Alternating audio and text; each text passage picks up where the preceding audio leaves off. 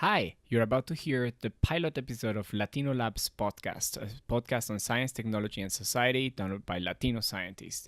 Hope you enjoy. Don't forget to check us out at Twitter or Facebook. Thank you. Hundreds of scientists in 17 countries spent $3 billion, and now we blew up the spacecraft. So why would you destroy it? And what was it for? And how was it to work with it? That's what we're going to talk about today.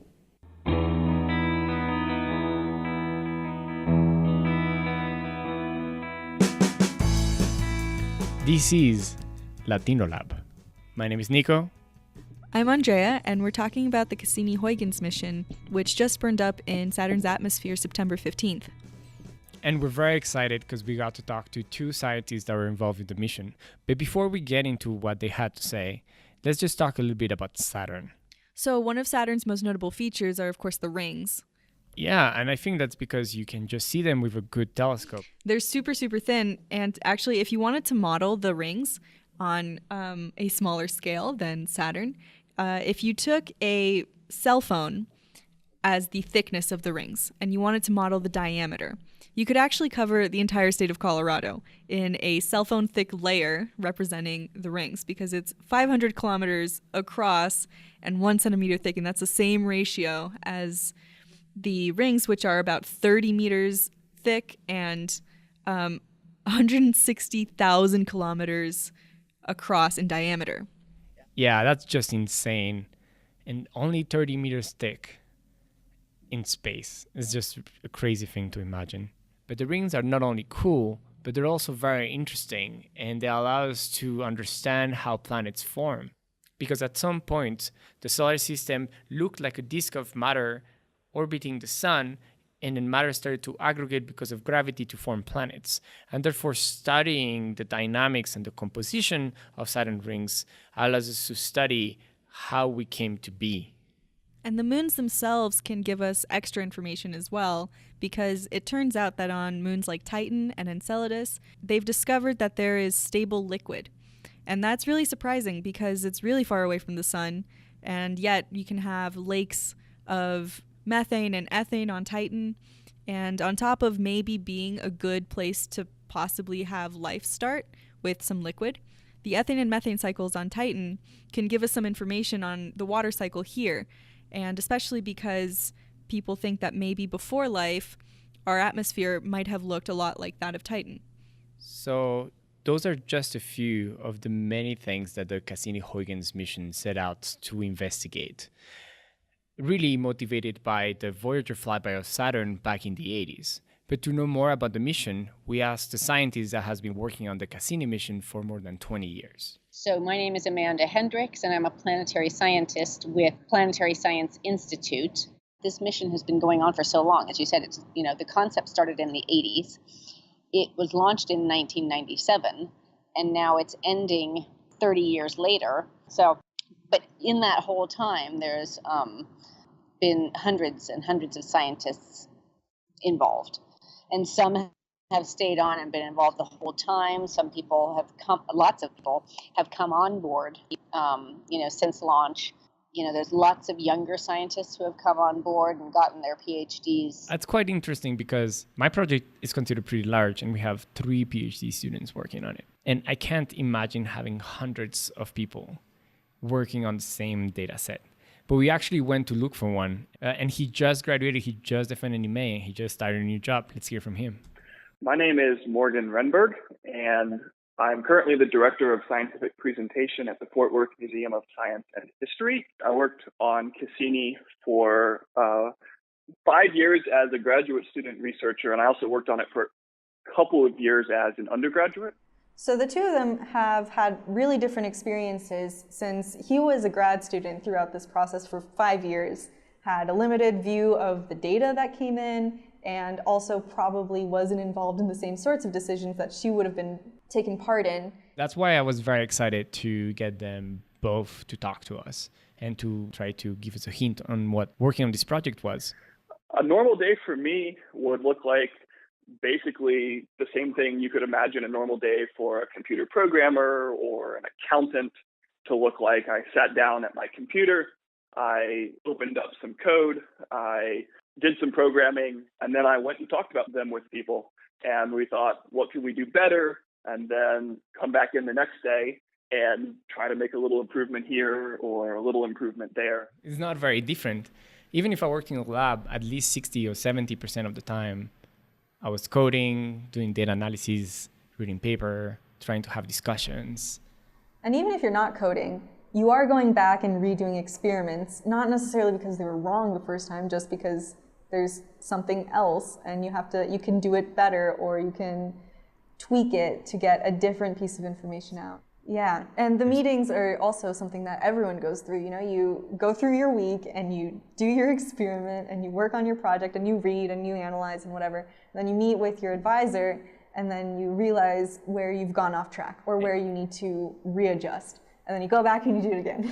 And this is, speaking of meetings, so as we said, Amanda is more of a senior scientist, and her experience of her daily life is much different. We have lots of meetings throughout Cassini. It's sort of a running joke how many telecons we have. That is still like really funny. I've heard that clip like 5 times.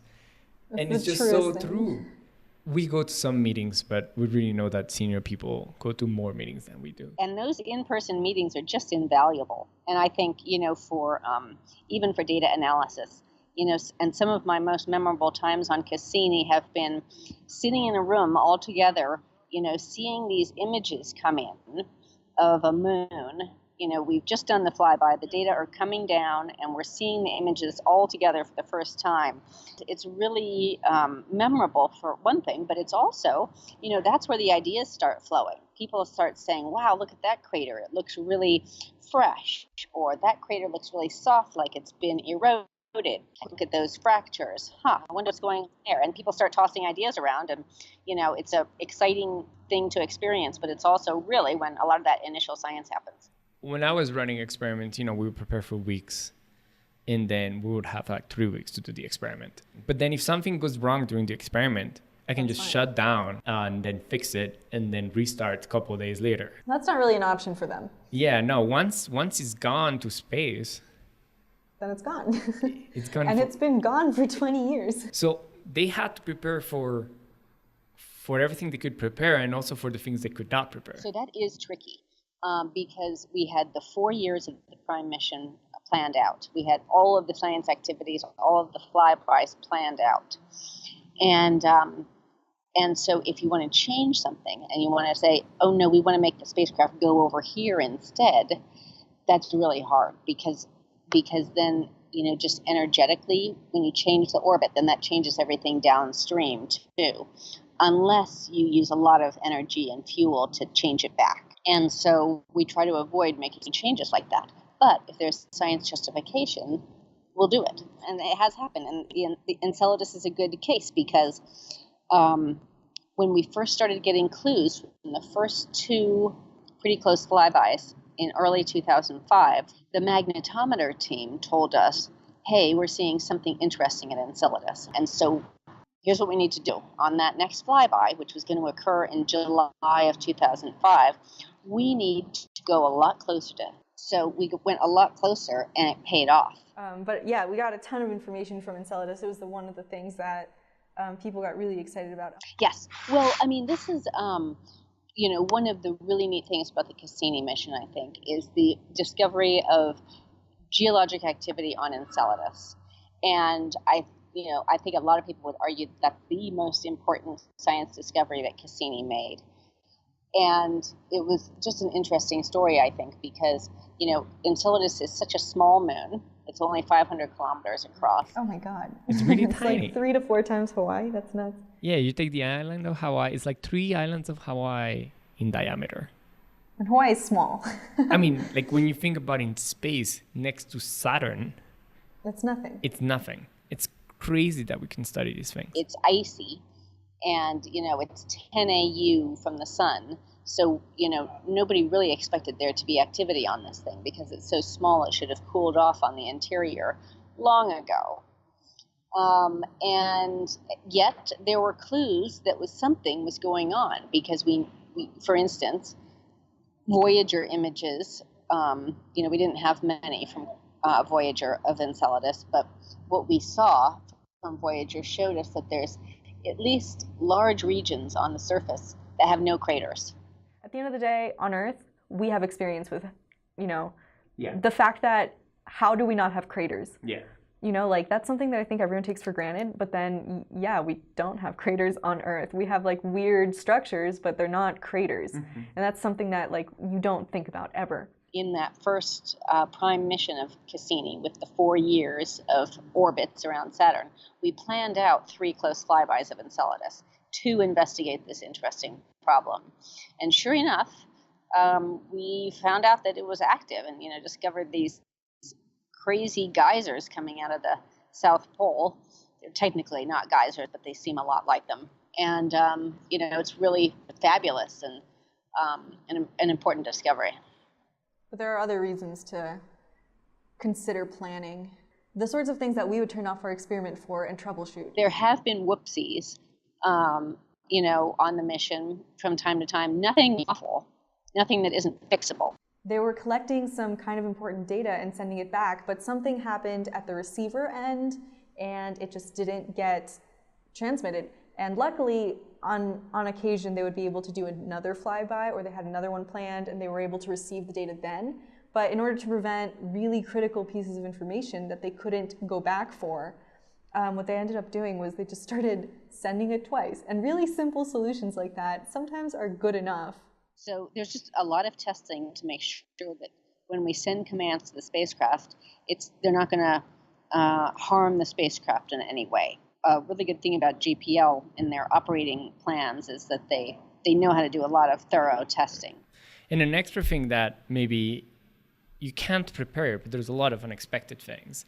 I guess a third kind would be what Morgan told us. What's really amazing has been these last few months, the so-called grand finale for Cassini, because especially when we're talking about studying the rings of Saturn, which is what I've worked on, we've seen so many things in the last few months that we only had hints of in the preceding 13 years. So things that people spent years and years working on, but never could really quite see, suddenly in these last few months, we've just been getting picture after picture, measurement after measurement of exactly that thing.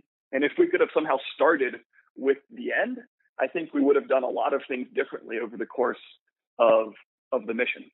But that's how every mission works. That's how science happens.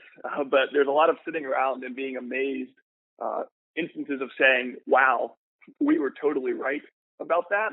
And wow, we were really off about that, all in these last few weeks and months. There's nothing truer than the idea of after a project is over, you can think of a million ways to do it again so much faster and so much better, but you needed to go through the process to learn it to begin with. It's very Science universal. In general to life, it's always after the fact. You're like, oh, that's how that works. Could have done this and saved 9 months of my life. Ay. You have to say, you have to admire the fact that for 20 years, it's been working without having to be serviced, basically. When scientists that work on Cassini talk about it, they sound almost surprised. So I had to ask Amanda. Well, I wouldn't say I'm surprised. I am relieved that everything's gone well. But I think that, all the people involved in the fine details of planning did a very thorough job. Yeah, definitely very thorough job. And then it has to survive in order to be launched, because space is not a friendly environment. Let's talk about this grand finale and then the way that the mission is going to end, because it's crazy to me that you have to destroy your spacecraft after all this effort, all this time, all this planning. And because there are other options that they considered. Yeah, so as we understand, there are other options, but because of the discoveries of oceans and lakes in these moons, and because there's just even the sliver of possibility of them harboring life, they wanted to not have any possibilities of polluting those planets, I guess. Having biological contamination, because the crafts, of course, were made here. Yeah, there's that. And there's plutonium. Right. So Cassini is powered by plutonium. So for this grand finale, I think what they end up choosing was how they could gain the most amount of information about the one object they hadn't been able to study in depth during the mission, which was the rings. Because all this time, they were very afraid that if we went too close to the rings, a particle could damage the spacecraft. It's a very real concern. Going that fast, anything that hits it will break it. So if it were orbiting indefinitely around Saturn, there's always the possibility that the orbit, something happens and it crashes into one of these moons.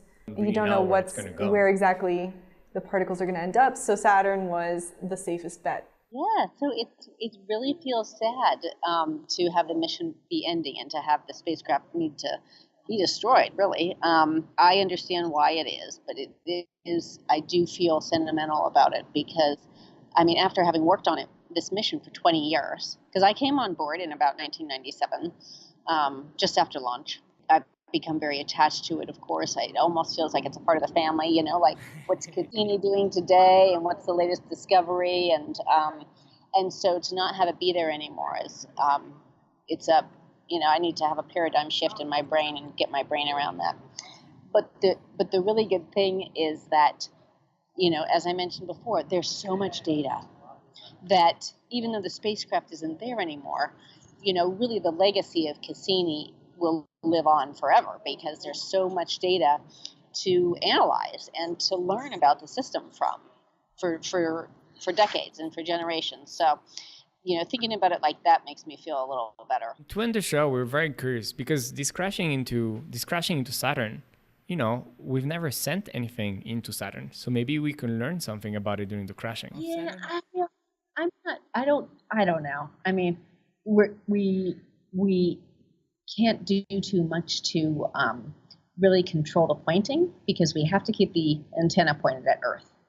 So, and really it's going to be some tens of seconds, you know, after we kind of get, hit the top of the atmosphere until we lose signal. I'm not holding the actual data that we're taking during that final plunge. Mostly I'm looking forward to seeing, you know, exactly how long the signal lasts and how long the spacecraft kind of remains intact before we lose signal. But this is not the end of space exploration. Well, of course not. But NASA is over. No more spacecrafts. They're all being returned.